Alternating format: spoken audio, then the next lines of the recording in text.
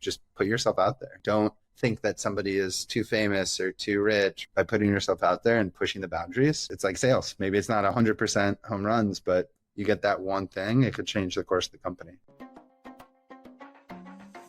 Welcome to Money Moves, the show about raising money, making great investments, and building venture scale businesses. I'm Neil Devani, your host and the founder of Necessary Ventures, a firm investing in what the world needs.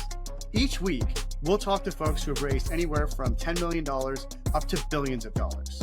We'll learn how they return multiples of 10x to 100x or more to their investors. We dive into their stories, uncovering what worked and what didn't, learning from real experiences to understand the journeys of raising capital and rapidly scaling a business. Money Moves isn't just for those already in the game. It's also for anyone interested in the mechanics of startups and venture capital. Whether you want to raise money, make better investments, or just understand how it all works, Money Moves gives you the insights and advice you need to succeed. So join us each week and hear from those who've been through it all and learn from their journeys.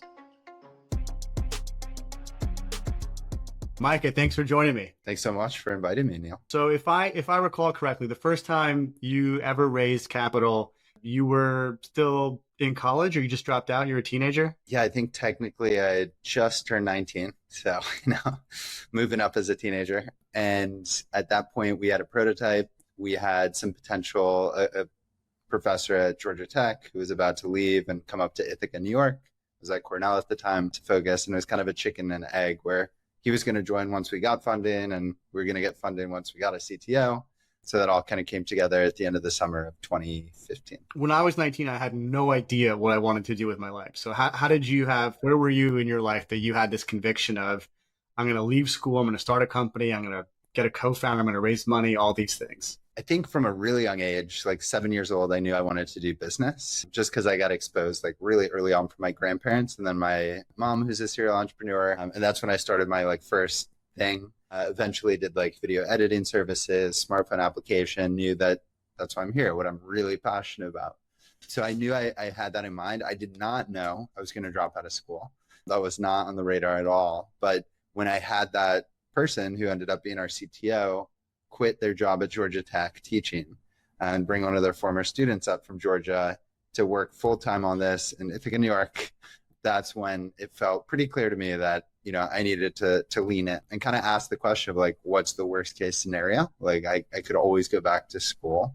And from that point, it was really clear to me and I focused on it. I took a leave of absence, but really, I see this vision in the world, the connected ecosystem of robots in all these environments that we interact with every single day.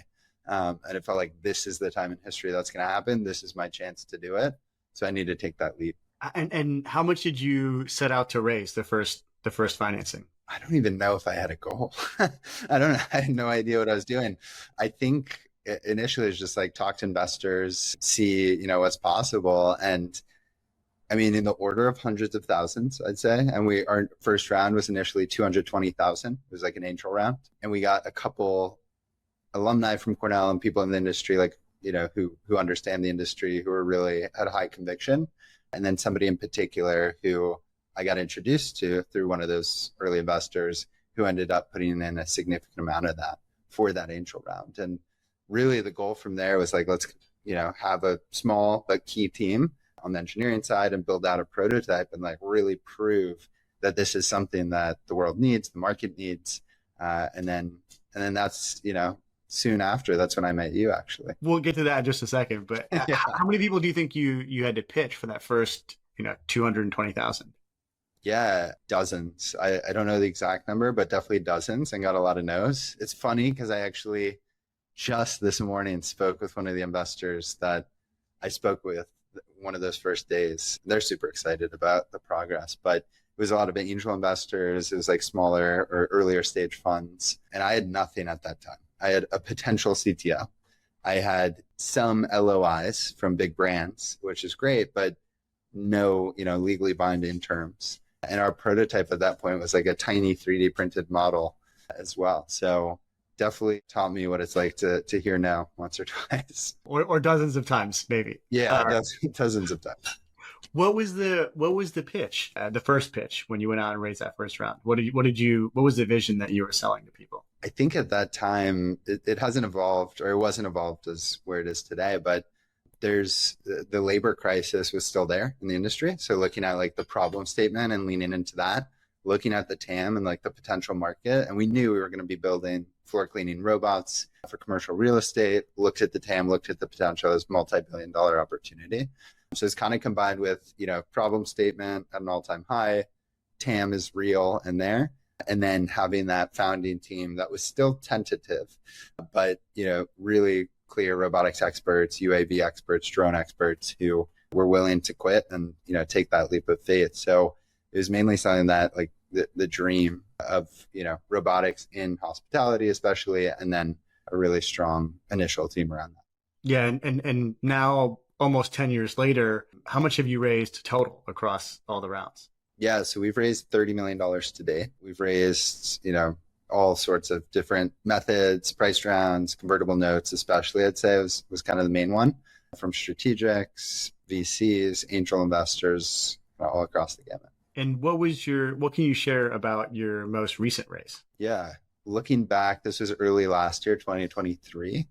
We got an investment from a current investor who's like strategic in the real estate space, ended up doing a convertible note, and they have strong conviction about the potential. They understand the space, like being in real estate and understanding that problem, and had put in some capital at that point, and then, not just double down, but maybe like triple down at that point. So it was mainly like inside investors who came in for that round, did a convertible note. The market in 2022, 2023, it's very different than like 2021.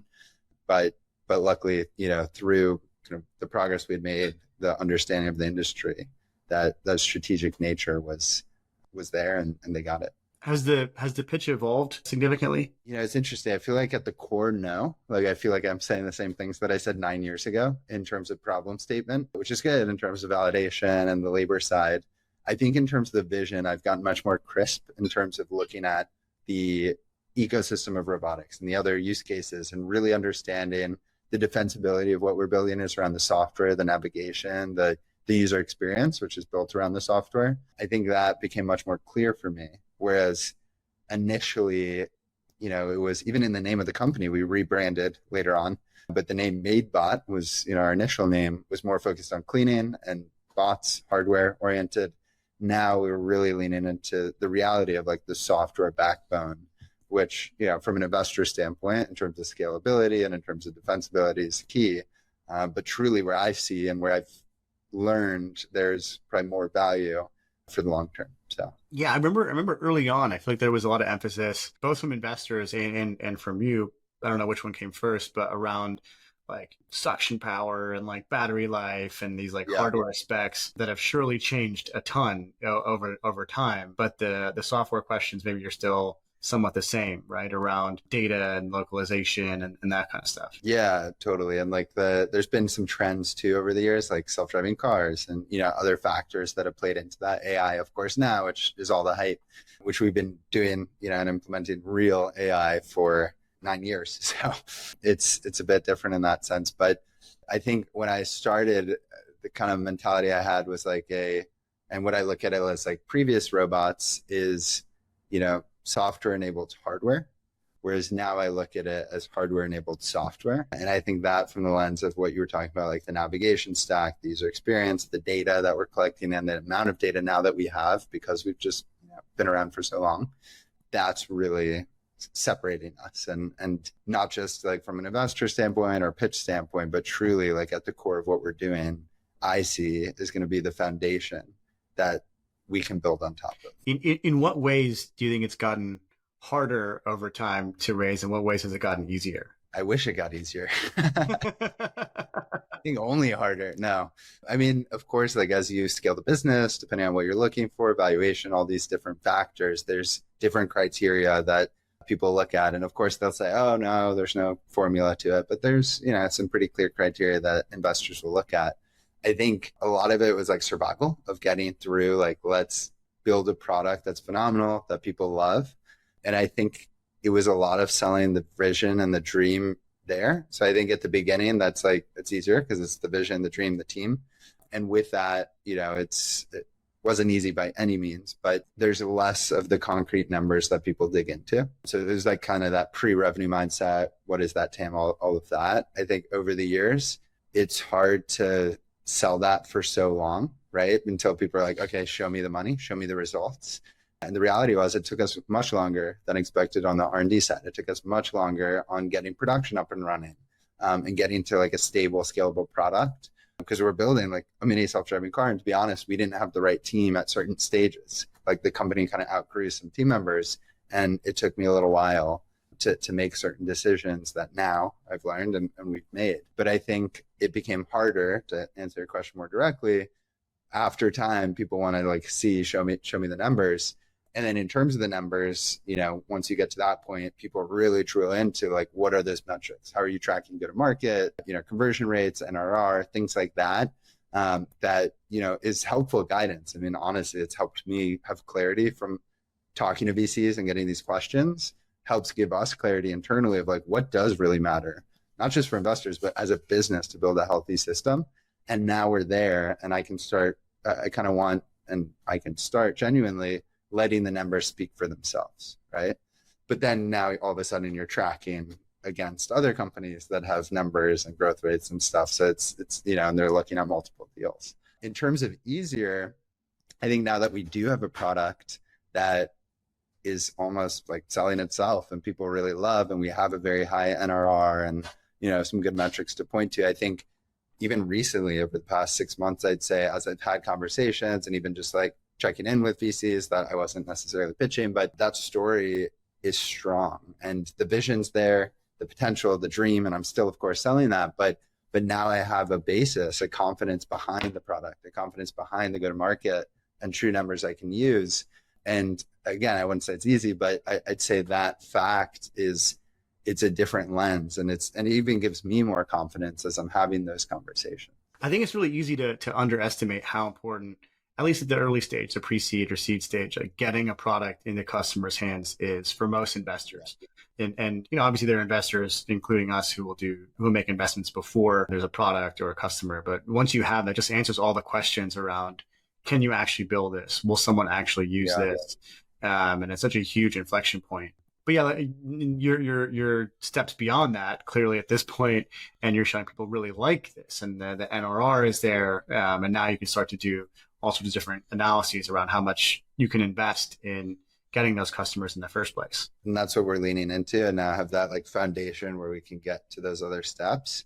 I think the product market fit piece for us too is, it's the buzzword, but is so like important. There's kind of this aha moment that even happened this year, and we're 9 years in, right? And it took us a bit in terms of like the product and in terms of getting to that point. But my initial hypothesis was like, if we can have robots cleaning hotel guest rooms, that was like the specific use case, we can drive a lot of ROI. Each property is going to need a lot of robots and pay a lot of money per property. And you'll be spending that same amount of effort to be able to get into that. So lean into that problem statement. But I kind of use the analogy of like self-driving cars. Guest rooms in hotels are kind of like urban environments for self-driving cars. It's a really hard problem, and there's like certain standards and kind of things you have to look at. Whereas this year we shifted and really leaned into the public space use case for our robots. So hotel corridors, meeting rooms, ballrooms, all the way to multifamily, senior living, these other spaces. And how that has transformed the business is like, it's crazy in terms of our sales cycle is down, from 130 days down to 30 days in terms of how long it takes to close a deal on average. Our conversion rates are way up. The sentiment, the NPS score, we're now at a plus 44, which is really high, generally speaking. And that was because of this understanding that took some time, but leaning into like, what is the use case? Not like we built 3 different products and we're like, what's going to happen? It was, we have the same product, but we're now using it in a different use case. And that for the business and for pitching and for so many other things, it's transformed our ability to grow in that foundation. You seem to like pretty naturally followed what most companies follow in terms of your earliest investors being angels, and then you have VCs, and then as you get larger, you start talking to strategics. Is that something that just kind of happened by coincidence? Did you know that in advance? Is it how the market kind of drove you? Like how did that happen? Yeah, I think the angel conversations was kind of natural because I literally was at Cornell going to different events and like there were a bunch of angels or people who knew angels. And that was like where I'd spent most of the time. And I think the metrics and the thought process there, like we had people who are in hospitality or in commercial cleaning, like who really got the problem. And I think that helped a lot of like problem and potential there. And then I think once we started getting into like pre-seed and seed and some of these subsequent rounds, I was getting introduced to funds, and actually somebody through Cornell introduced me to some initial funds, and then got kind of this domino effect of like talk to this group and talk to this group. So I don't know that I like necessarily planned that, but I think it was at a point where it made a lot of sense to talk to these funds who have, bigger pockets in the sense of like fund size and things like that. And we did that, but also the strategic side, I'd say, I remember hearing a lot of like, never work with strategics or don't look at strategic, and I think why? And I heard some horror stories for sure. I know there are some negative cases in that, but I leaned into strategic discussions too, because again, that mindset was like, this is a real problem. There's a lot of potential like this, whether it's real estate or incumbent like vacuum companies or things like that. And people just seem to get it at kind of a different rate than like, honestly, the traditional VC. I wouldn't say it all kind of came to me, but like the conversations were different. The understanding of that, the empathy towards the problem and towards what we're building was at a different level with some of those strategics and angel strategics who really understood. I know we've had so many conversations about strategics over the years.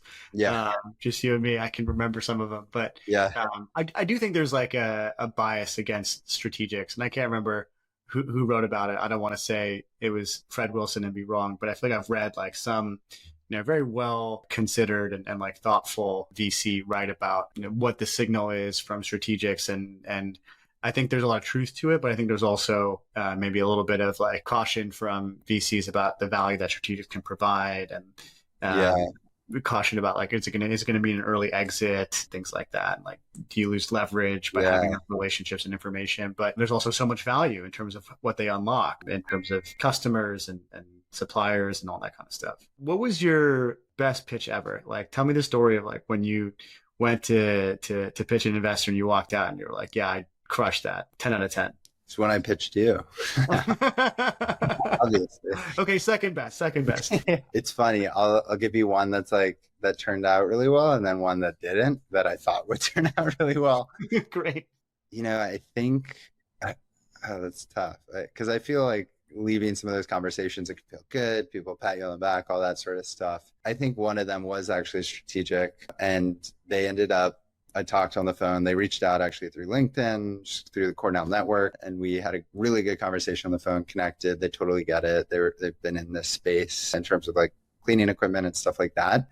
And then they came out with one of their, like the president came out to see our office, and we kind of walked through things and answered the questions. And I feel like there was just this like totally get it kind of mentality of like everything. And they wanted to question and jump in. And I think part of that was just understanding the market. Part of it was their personalities, but like we nailed it. We nailed every aspect of it. We were able to answer the questions. We were prepared because we've already gone through so many other ones that it just felt like we had this foundation, even though it was earlier stage. It was like 2 years into the company. We really knew what we were talking about.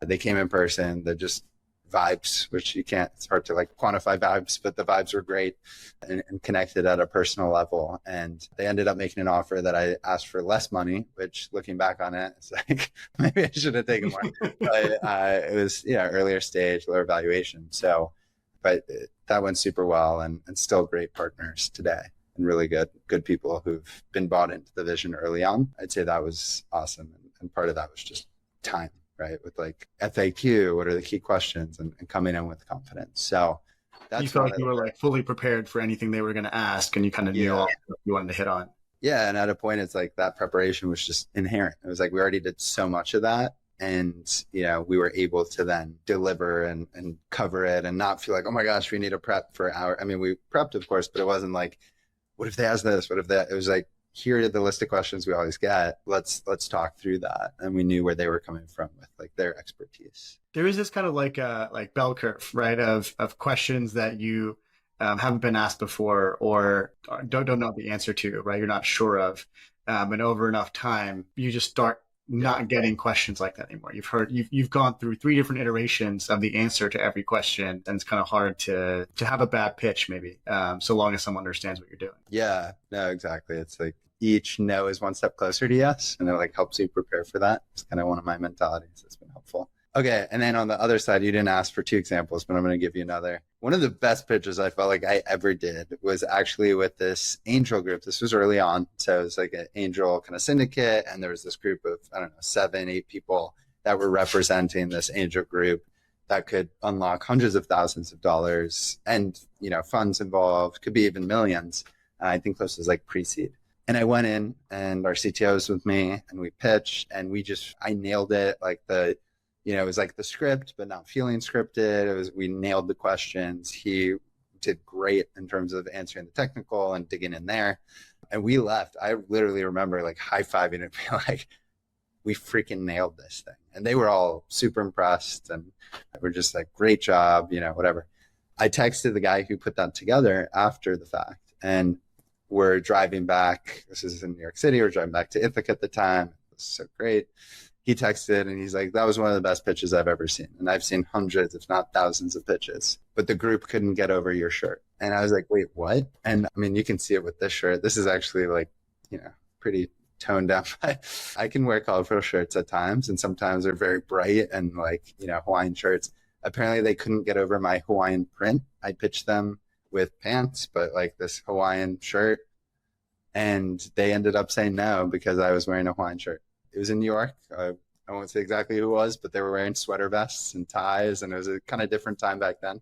And honestly, like, I'm glad, of course, in the moment, it's stressful, and I never want to get a no, but they probably weren't the right fit, because that's who I am. So yeah, they were over-indexing on your shirt, unfortunately. yeah, it's like, come on, guys. Yeah. I'm just thinking about like Palmer Luckey and his shirts right now. And yeah. I saw if anyone ever passed on him for that shirt, they might feel like an idiot. Yeah, I'm sure they are. I'm sure there are people that didn't say that necessarily, but they did because of the shirt. Other than wearing the wrong shirt, what are some mistakes that you've made and had to learn from in pitching? Well, I think like one lesson that I've learned for sure, I don't know, it's like a mistake, but just going into these conversations, I've told people, like, if you go in asking for money, you'll get advice. If you go in asking for advice, you might get money. I think when you pitch. Like, there's, it's not like you need to beat around the bush, but at the same time, I think building the relationships, and when I've tried maybe too hard or too strong, too fast, it's depending on like the context of how we got introduced and whatnot. People just need time to get to know you. And for the most part, I mean, some are willing, but like they want to see that evolution over time.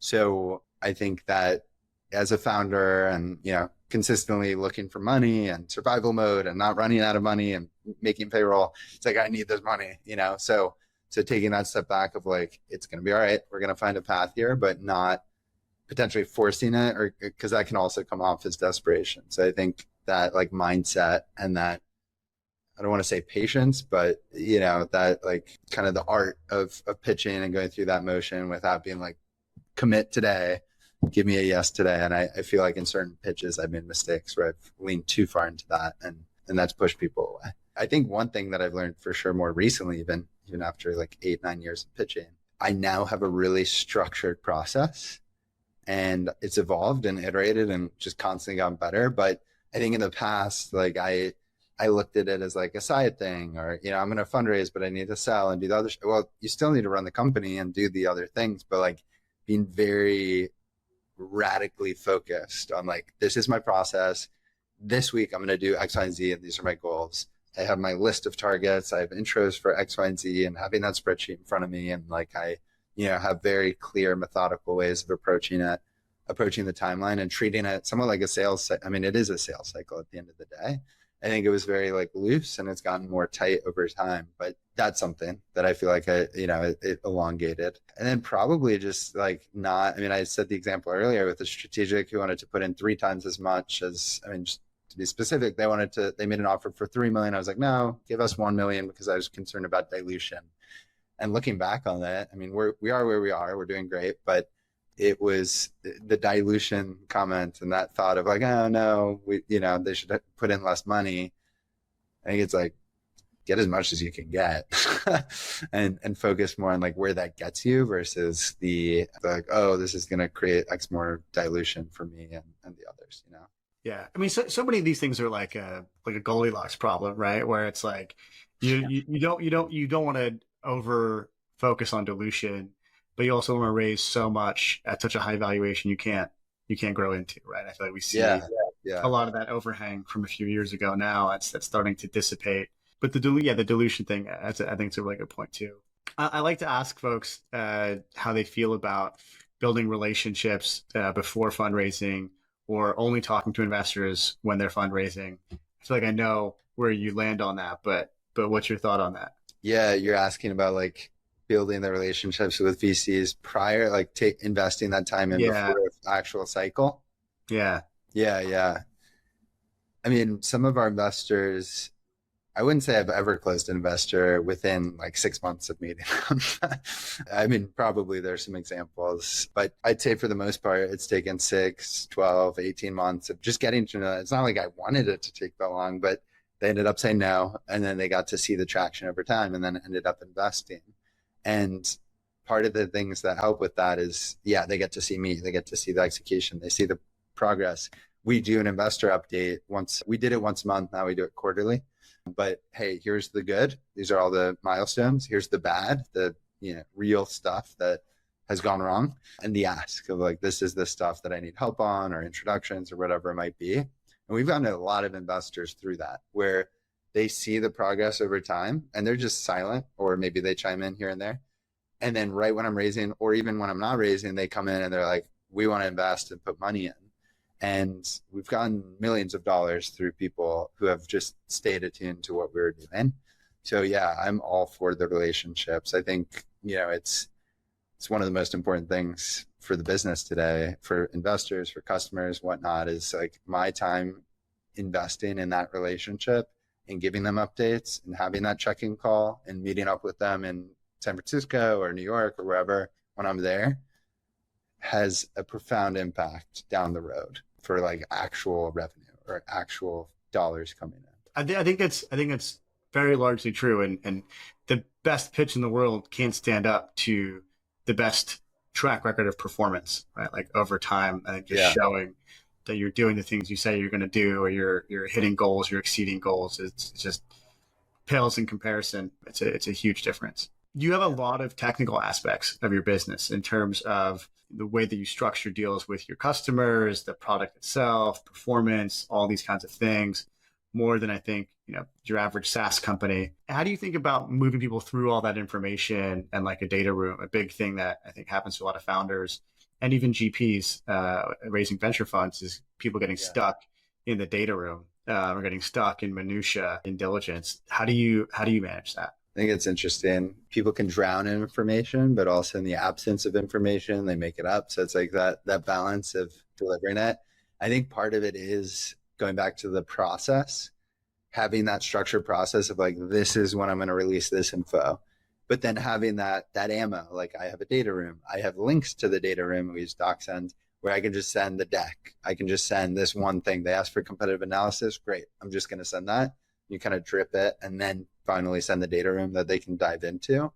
And it's taken us time, but we've crafted, I've gotten a lot of really good compliments. I know you kind of helped me to review it, our data room itself. And I think it's like concise enough where, people can go through this stuff pretty quickly, but comprehensive, where it's like you get the key things. Like we have just to be specific, like our deck, our cap table, we have a financial model, all the way to competitive analysis. We have a software deck so people can better understand the software, the differentiation.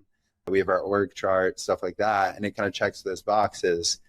So that combined with the process of like, this is what I'm going to send by when, helps keep things moving. And then the other nice thing too, that you've probably taught me and some others too, is like drip positive milestones. Like the nice thing for us is our sales rocket ship right now. And I can say on a daily or weekly basis, we closed this deal, we closed this, we expanded with this account. That's super powerful too, because it's not just like, hey, I'm following up here, when can you chat next? It's like, hey, we just closed another 100K of ARR. Boom, mic drop. Like that sort of like consistent updates and like having substance has been helpful for sure. Yeah. Yeah. It's funny you say that because I am not as great at doing that myself, but I need to think It's about that. hard. And I think, yeah, I mean, same thing. Like I know it's the right thing, and also like talk to so many founders when we talk about it, everyone agrees it's a good strategy. I would say maybe like 80-20. Like some people are very, very strongly in the camp of like, don't share any information without anyone, with anyone unless they're really demonstrating interest and just kind of keep things protected. And I think there's validity to that school of thought. But yeah, I'm a much, much bigger believer in sharing information, especially the positive momentum, so people can understand, what you're accomplishing. But I've gone back and forth personally. What are some other things you do? I'm curious. You've mentioned a couple of times now your process, and like it sounds like it's very structured and it's evolved over time to where it is now. Can you go a little bit deeper into like how you think about that in terms of initial outreach and follow-ups and things like that? So yeah, I mean, there's a finite list of investors in this world that make a lot of sense for us, and I think we're doing robotics, we're doing B2B robotics, and this hardware. Like, there's multiple layers that I can filter down to. I don't want to talk to anyone who just doesn't make sense, and I can qualify that initially, just like we qualify in sales. So then I create a target list of like, okay, these are the top 200, 100 to 200, I'll say, VCs, strategics, whoever it might be, that like they've done deals at this stage, they've done the amount that we've looked for, they understand the space or have multiple deals in the space. Ideally, they get it, right? And they're in it. And ideally, it'd be even better if they have success in the space, because I know plenty of investors who have done robotics and they're pulling their hair out and never going to do it again. So, it's kind of going through that helps. So just starting with that list of 100 to 200, then I have the spreadsheet where I can then identify them based on like waves, setting up, multiple waves within that. I don't want to reach out to 200 necessarily initially, but maybe wave one is like, these are good and they'd be great targets, but I can practice the pitch. I can refine it. I can hear what the feedback is. And then I can refine that and improve and get feedback on it so that the next wave is even better. And then I have a column in there that's like, who's going to introduce me? Always introduce, and never cold email. I will find a way. There's a way through LinkedIn, through friends, family, connections, advisors, whatever it is. But I'm going to find a way to get to that person that's the warmest possible. And I kind of rank that based on like a founder they've invested in that's ideally doing well. That's probably number one. And then you can start looking at like, okay, this is one of our investors who knows them well. And then X, Y, and Z. And then, then I just kind of track notes. What are they saying? Like, what are the key themes there? Who's in the process? And then, throughout that, I literally have a Gantt chart that I put together that's not perfect, but it helps. Like, okay, this week I'm going to target wave one investors.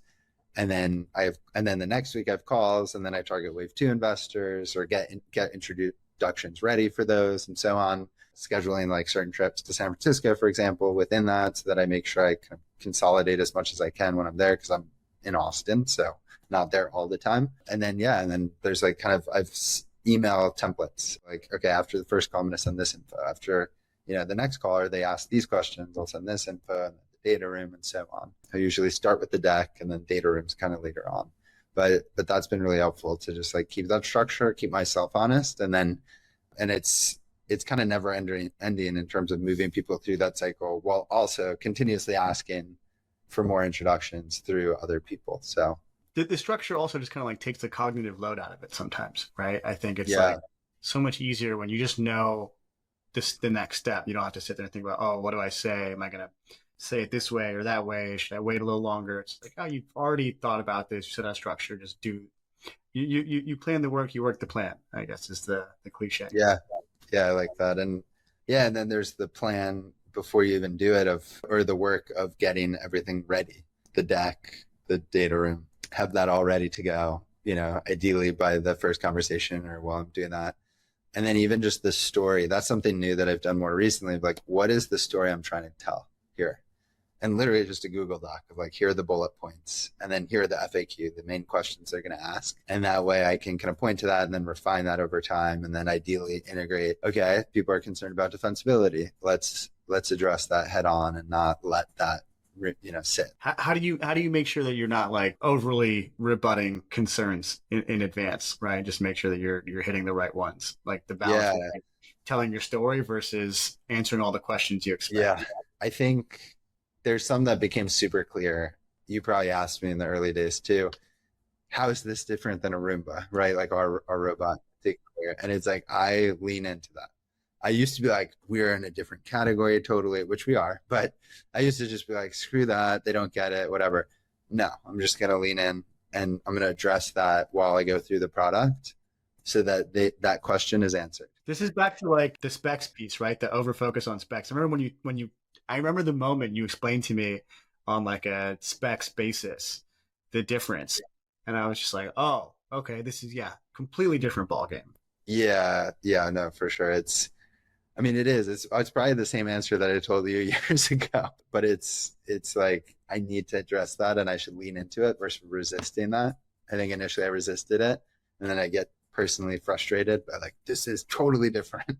But it's like, no, just tackle it so they don't have to ask. And then other points, like I mentioned, defensibility, right? And I mentioned vision, like I've leaned in a lot more to the vision side because I actually have a foundation of our current product that will lead us to that vision. So yeah, so there's a few points in there that are part of that story without necessarily just like going through okay, you're going to ask me what the battery life is on this robot. I'm going to just tell you right now, like, no, there are details. That's a detail.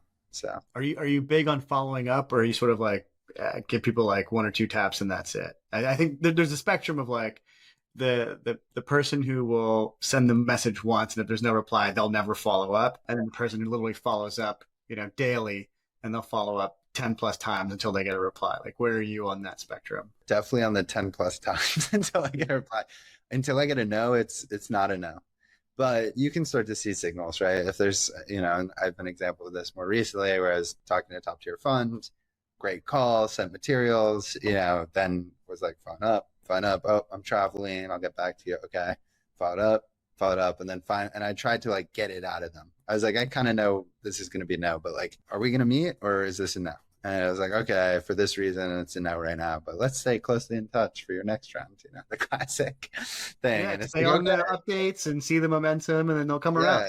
No, exactly. And like, I'd rather hear no than a maybe or a lingering thing, right? So I'm all for that. It's resulted in great revenue for us. It's resulted in investors coming through for us because you never know. They could be dealing with something personal or they're traveling or whatever. It's resulted in like getting meetings with people like Peter Thiel as an example, who is super freaking busy, but like then got mentorship because I pestered him, So it's like, I'm a big believer in just, if people don't say you're annoying, you're probably not following up enough. That's a really good line. I'm going to use that.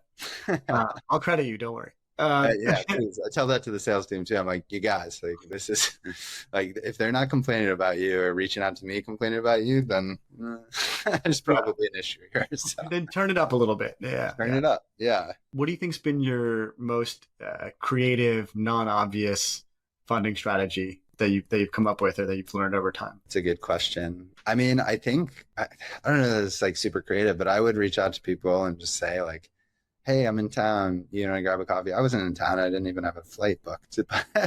But then I would like kind of get things consolidated, and like meeting in person is so valuable. And that's eventually what led to meeting with certain people who either invested or put me in front of people who then invested. And it's not maybe the most creative thing, but like that, just going to try and meet in person and do whatever it takes to do that and say, hey, I'm here, meet with me this week, resulted in getting meetings that maybe I wouldn't have otherwise. So I think it's non-obvious. I think most people don't do that or aren't willing to do that. I also think, outside of the creative and obvious question, you've over time, I've seen you just be really good at the blocking and tackling, like the things that most people don't do in terms of having a very structured process and thinking through what that experience should be like for an investor, and like following up with people and making sure they're in the loop, even if they pass and they'll be around for the next round. All these things that are tried and true advice a lot of founders don't do, and not because there's anything wrong with them or they're like not good founders, but just because there's a lot of things you're trying to prioritize, right? And it's hard to